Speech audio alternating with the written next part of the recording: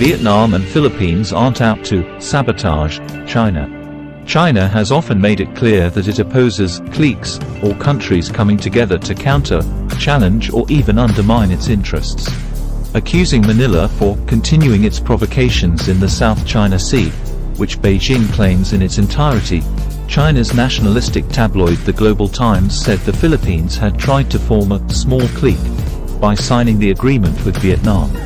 Manila's behavior will further complicate the situation in this region and sabotage political trust between all parties involved, the newspaper said. It is also a catch-all term used by Beijing when it feels isolated or threatened, or during times it is called out for its behavior.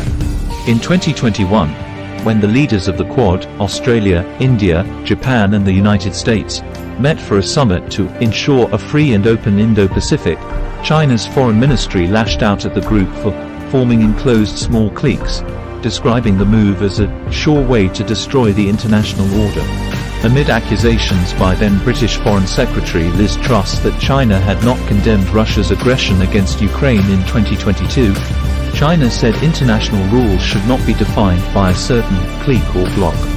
A weekly curated roundup of social, political and economic stories from China and how they impact the world. After the leaders of South Korea, the United States and Japan met at Camp David in August 2023, Beijing accused Washington of trying to revive the Cold War in the Asia-Pacific through small cliques. Last August, after US President Joe Biden, Japan's Prime Minister Fumio Kishida and South Korean President Yoon Suk-yeol met at Camp David pledging to strengthen security while criticizing China's dangerous and aggressive moves in the South China Sea, Beijing accused Washington of trying to revive the Cold War in the Asia-Pacific through various small cliques.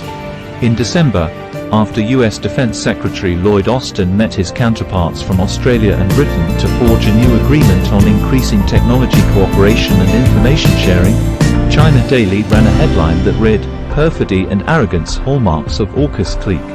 While China's sense of encirclement is palpable, even understandable, what should be borne in mind is that the sort of cliques it has hit out against in recent years are formed, structurally or loosely, by strong Western or European powers with shared values.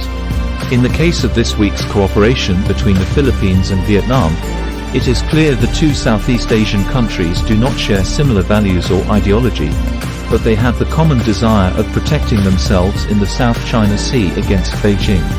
Both are also traditionally reliant on China for trade, investments, and supply chains, particularly in the case of Vietnam, where its manufactured goods are highly dependent on imported Chinese components.